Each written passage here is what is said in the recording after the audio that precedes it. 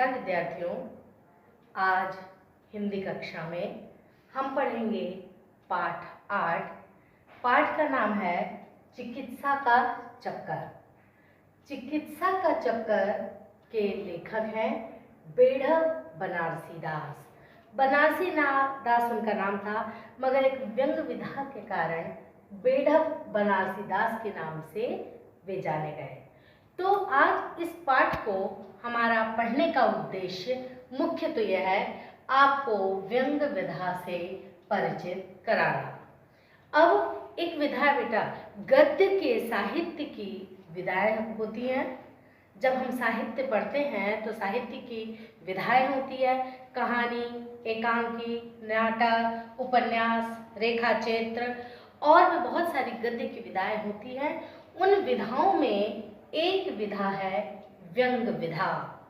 अब व्यंग विधा क्या होती है, तो ये जानने के लिए हम पहले समझेंगे कि व्यंग विधा वह कहलाती है जब कई बार हास परिहास में, हंसी मजाक में, शालीन शब्दों में जब हम किसी की कोई नकारात्मक भाव विचार या किसी की कोई बात अच्छी न लगे मगर हम उसे हास परिहास में कहेंगे, उसे क्रोध में आकर के या व्यंगात्मक ऐसा व्यंग होगा जिसमें हास परिहास हो, जिसमें शालीनता हो।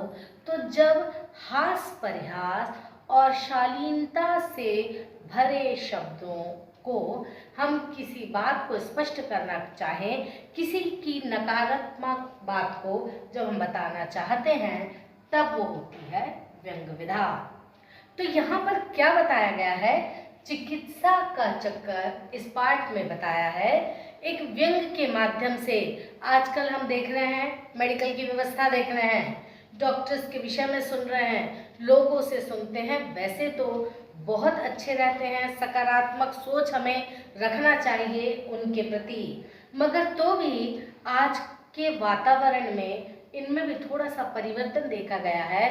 तो हमें यह समझना चाहिए कि कौन सा डॉक्टर या उनकी बताई हुई बात हमें इतनी समझ होना चाहिए कि जो उन्होंने बताया है वो सही है कि नहीं है, हम सही डॉक्टर के पास पहुंच रहे हैं या नहीं पहुंच रहे हैं, या हमें उनका कैसे दवाई लेना चाहिए, कौन सा ट्रीटमेंट अच्छा होता है, कैसे हम समझ पाएंगे, ये विवेक हम जैसे आम लोगों में होना चाहिए।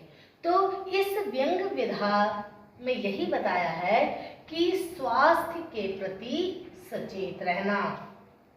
हम अपने स्वास्थ्य के प्रति सचेत नहीं रहते हैं क्योंकि कई बार हमारी जीवन शैली बदलती रहती है। उस जीवन शैली में एक जैसी नहीं हो पाती, उसके कारण कई बार बीमार पड़ जाते हैं।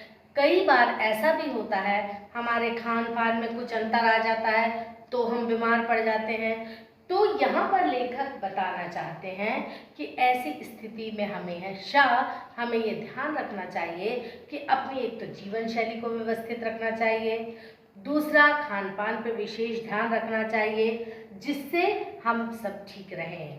एक और महत्वपूर्ण बात है परिवार शुभ चिंतकों का महत्व। देखिए कैसा इस पाठ में क्या बताया गया है कि एक व्यक्ति थे, बहुत मस्त, हट्टे कट्टे, एकदम स्वस्थ, देखने से कहीं से नहीं लगता था, 30-35 साल के व्यक्ति थे और उनको देखने से कहीं नहीं लगता था कि ये बीमार होंगे या इनको कोई तकलीफ होगी। बढ़िया 35 साल का हष्ट पुष्ट व्यक्ति था। एक बार वो घर आए तो उनकी श्रीमती जी ने कहा, उनकी पत्नी ने कहा कि आप नाश्ता कर लीजिए, मुझे कहीं जाना है।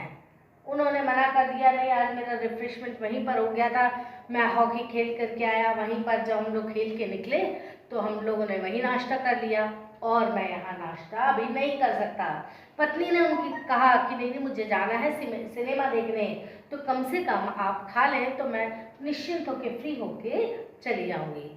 जब पति ने ये बात सुनी तो उन्होंने कहा ठीक है, अगर ऐसा कहती हो तो मैं खा लेता हूँ। स्नान करके आए, अपने कपड़े बदल करके आ करके वे बैठ गए और बैठने के बाद उन्होंने क्या खाया बच्चों, आश्चर्य होगा, नाश्ता वो करके आए थे।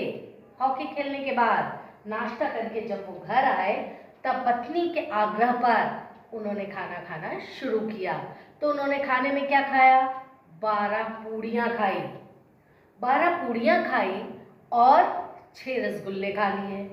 अब जब 12 पूड़ियाँ, 6 रसगुल्ले, उसके बाद बोले अब मीठा भी खा लिया, अब थोड़ा सा कुछ खट्टा नमकीन भी कुछ हो जाए। थोड़ा सा उन्होंने नमकीन खा लिया, थोड़ा सा कुछ खट्टा भी खा लिया।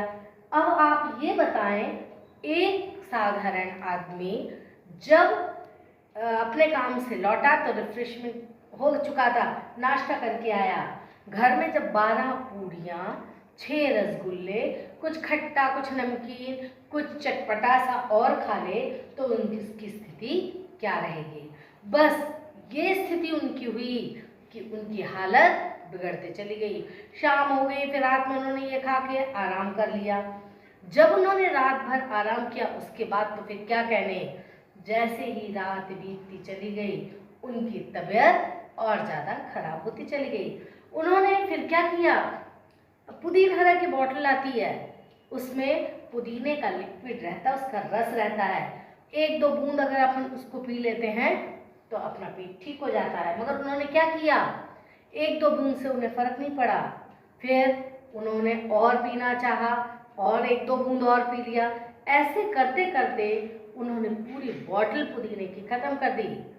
एसिडिटी के लिए कुछ मेडिसिन भी ले ली, उन्होंने कोई दवाइयाँ भी ले ली। अब क्या हुआ, दवाइयाँ भी ले ली, हर तरह से जो उनका पुदीना भी था वो भी ले लिया, हर तरह से उन्होंने देख लिया, मगर उनकी तबीयत ठीक नहीं हुई और वो तड़पने लगे। और पहले क्या सोच थी उनकी, पहले तो वो ये सोचते थे अगर मैं बीमार पड़ जाऊं तो कितना अच्छा। क्यों? क्योंकि मेरे मित्र मुझसे मिलने आएंगे, मेरे रिश्तेदार मुझे देखने आएंगे। पहले ये सोच उनके मन में ज़रूर थी कि अगर बीमार पड़ जाओ तो कितना अच्छा, खाने की भी अच्छी अच्छी चीज़ घर वाले पूछते रहते हैं कि बीमार हो, ये नहीं तो ये खा लो, ये नहीं तो वो खा लो। आप लोग भी बीमार पड़ते हैं तो कई बार मम्मी बोलती है ना, जो इच्छा हो चलो वो खा लो, जो मन है वो बना दे कि कुछ तो आपके पेट में जाए। बिल्कुल वो भी यही सोच रहे थे कि अगर मैं बीमार पड़ जाऊंगा तो कितना अच्छा, मुझे अच्छे अच्छे बिस्किट्स खाने मिलेंगे, मेरे जो मेहमान हैं वो आएंगे, परिवार के सदस्य मुझे देखने आएंगे, लोग मुझे देखने आएंगे। तो एक और है, परिवार, शुभ चिंतकों और मित्रों का महत्व इस समय बहुत रहता है कि हमारे दुख मुसीबत में वो हमें देखने आए। तो अब वो बहुत बीमार हो गए, रात भर तड़पते रहे, दूसरे दिन भी रहे, 1-2 दिन और बुखार बीमारी में रहे, पेट दर्द में रहे, उसके कारण उन्हें और तकलीफ बढ़ती गई और दूसरे दिन से मित्रों का तांता लग गया। आने जाने वाले लोग लगातार, उनके परिवार के सदस्य उनको देखने आने लगे और इस तरह कुल मिलाकर के ये बताया गया कि उनकी किस तरीके से एक दिन उनका इलाज चला, बहुत तरीके से, एक डॉक्टर आया, दूसरा डॉक्टर आया, तीसरा को बताया, वो ऐसा बताते जा रहे थे। दूसरा जो भी मित्र घर में आता था तो वो क्या बोलते थे, जो भी आता था, अपने यहाँ एक साधारण पद्धति है, जब हम किसी को देखने जाते हैं तो ये कहा जाता है कि ठीक है आप ये दवाई ले लो, घरेलू नुस्खे इलाज बताते हैं। तो इस व्यंग्य विधान में ये भी बताया गया कि अगर ऐसे आपके और हमारे बोलने से, घरेलू नुस्खे से अगर हम ठीक हो जाते तो बड़े बड़े मेडिकल कॉलेज क्यों होते, बड़े बड़े डॉक्टर क्यों होते, बड़े बड़े स्पेशलिस्ट क्यों होते। तो इस तरह कुल मिला के इस विधा में इस बात को उन्होंने स्पष्ट करना चाहा है कि इनसे कुछ नहीं होता और वो तड़पते रहे, 2-3 दिन तक लगातार वो बीमार रहे, मगर उससे उन्हें कोई फर्क नहीं पड़ा। अब आगे क्या है बेटा, ये हम अगले वीडियो में और देखेंगे।